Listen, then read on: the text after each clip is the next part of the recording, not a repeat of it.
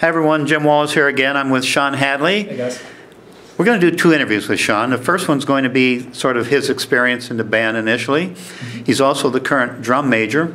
We're going to put that interview first and talk about his current experience and drum major experience, and then the second interview would deal with the drum line and what's unique about the drum line and things that you might not know or be interested in knowing. And they're two very different subjects. So first of all, Sean, where's home for you? I'm actually originally from Northeast Pennsylvania, so the Scranton-Wilkes-Barre area, about 2 hours north of Philadelphia.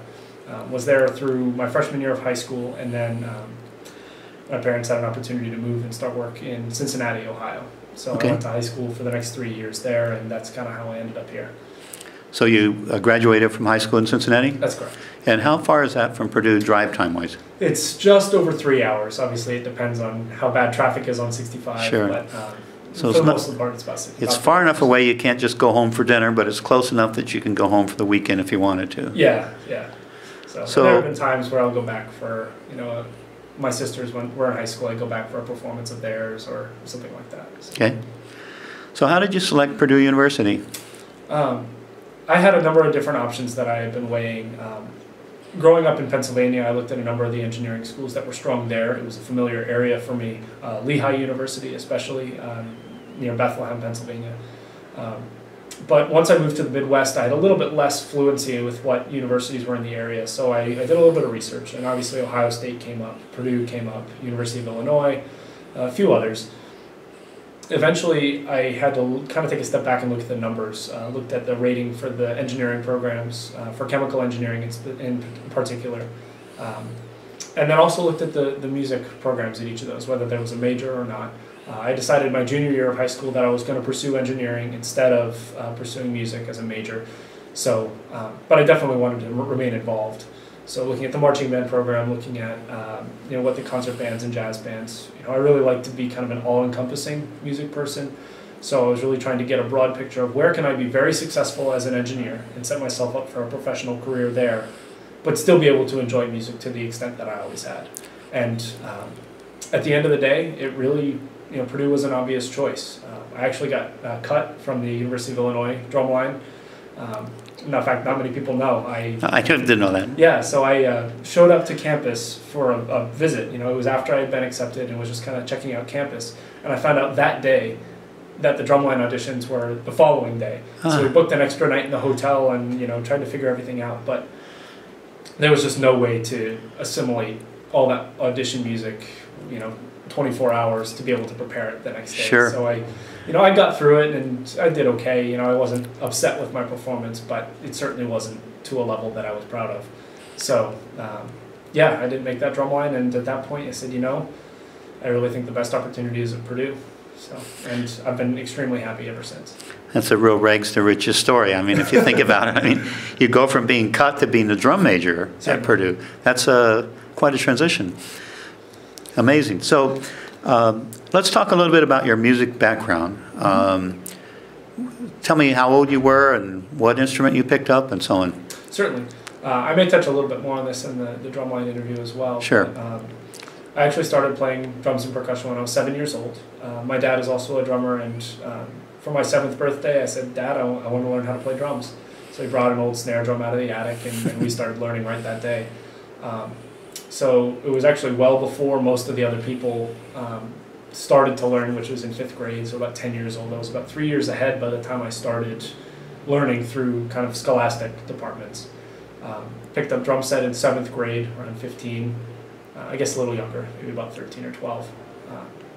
And then started the marching band as soon as I started high school. And you played what drum in high school? I was a snare drummer all the way through high school. Okay. Did you have a drum set at home? I did. Complete set? Yeah, I actually used my dad's old drum kit when he was in college. Played that all the way up until, I guess, my sophomore year of high school, and at that point I purchased my own drum set.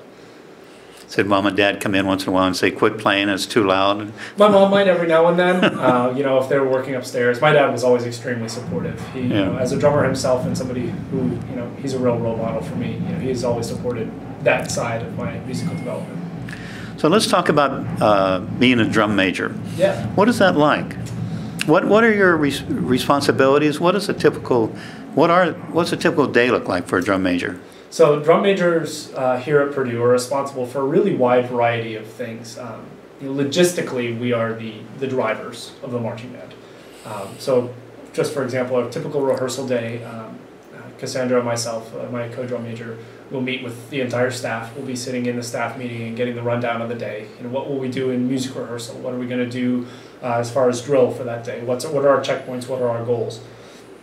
And then once we understand that, then Cassandra and I will go up and we'll kind of rein the band in. They usually are outside warming up and rehearsing around Elliott Hall.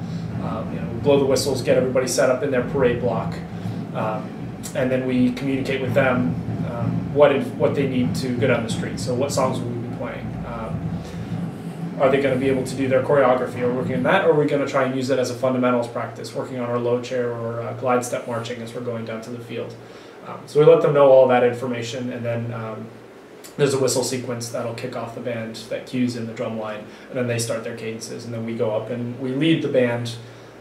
So it'll be the twirlers and the gold dusters and the golden silks and the Big Ten flags, and then the drum majors leading all the other instrumentalists as we go down the street. So we'll march down to the practice field, we'll halt the band. If we're doing music rehearsal, we'll wander.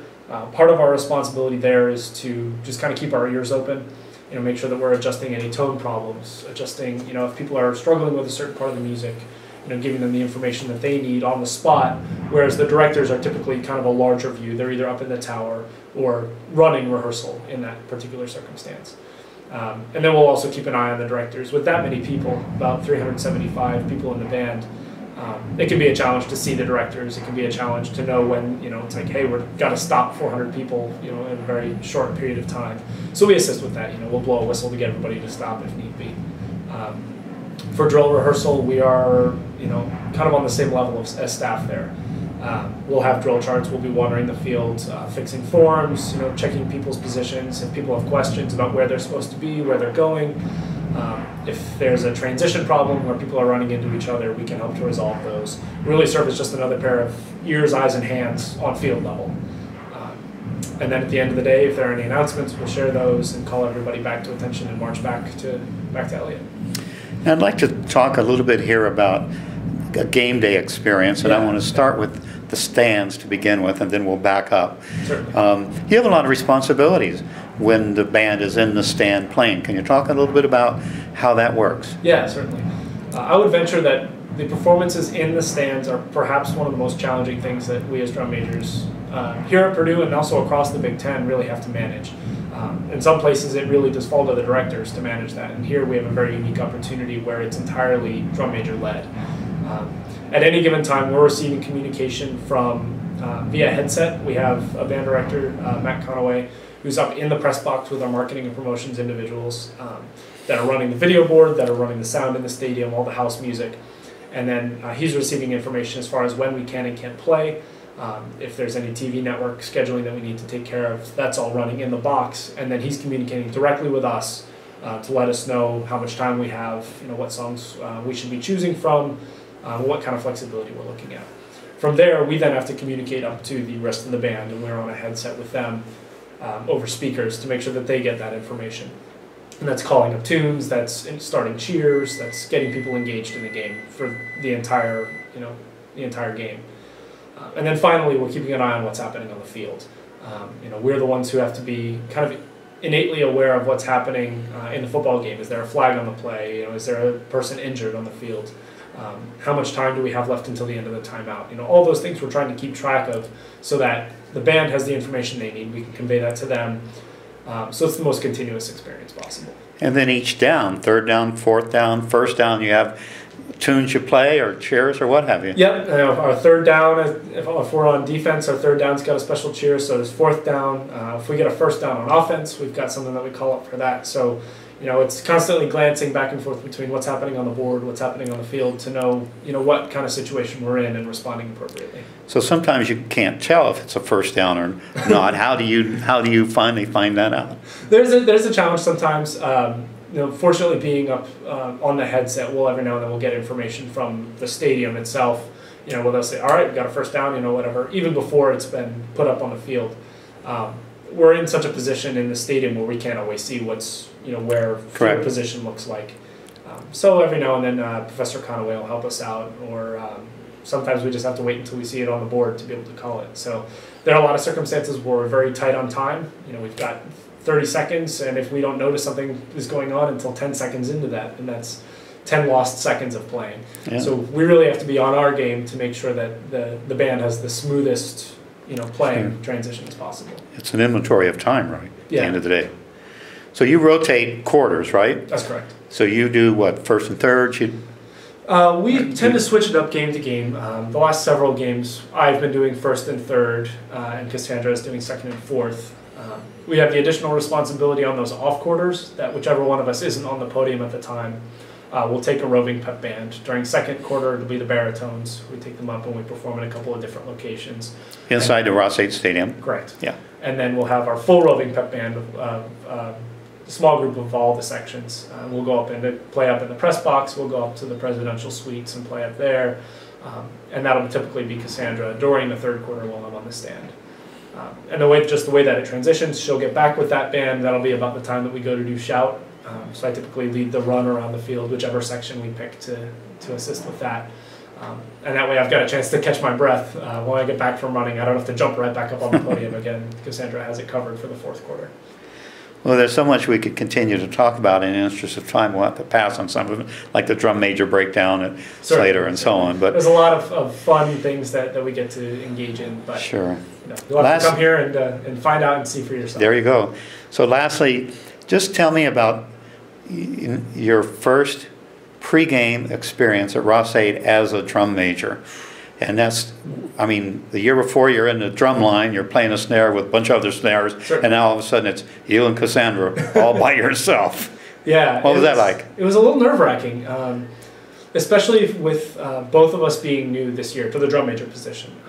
We'd both been in other sections of the band before, but this was the first time that we were out in public, and that it was our show, and so not having any returning experience, we were trying to learn all of the mace work that we were trying to do, all of the choreography that goes along with it, as well as the standard field positions and everything else. So showing up and being on the field for the first time was definitely a little bit unnerving. At that point in the season, we were still doing the back bend, and neither one of us had really done it in full uniform with the bear hats and everything. So that was a unique challenge. There were a lot of things that we were doing for the very first time. We weren't exactly sure how that was going to pan out. But once you get out there on the field, I've had a long enough performance career, and I'll speak to that in the drumline video as well. I've had a long enough performance career where once you get out there and you put yourself in the situation, you just commit to it and you go. Hit the green button and go. Certainly. There's no time, there's no energy to be wasted in, right. in second guessing yourself. You do what you've been trying to do, and I might just mention to those who have not been to a Purdue football game that drum majors start the pregame, just the two of you. That's correct. And that's why it might be a little nerve-wracking, is that you can't get blended in with 370 other people. It's just you two. All eyes and ears are right there on those two people. You got it. Well, thank you for your time, Sean, and you have a nice day. Absolutely. Talk to you later. Bye.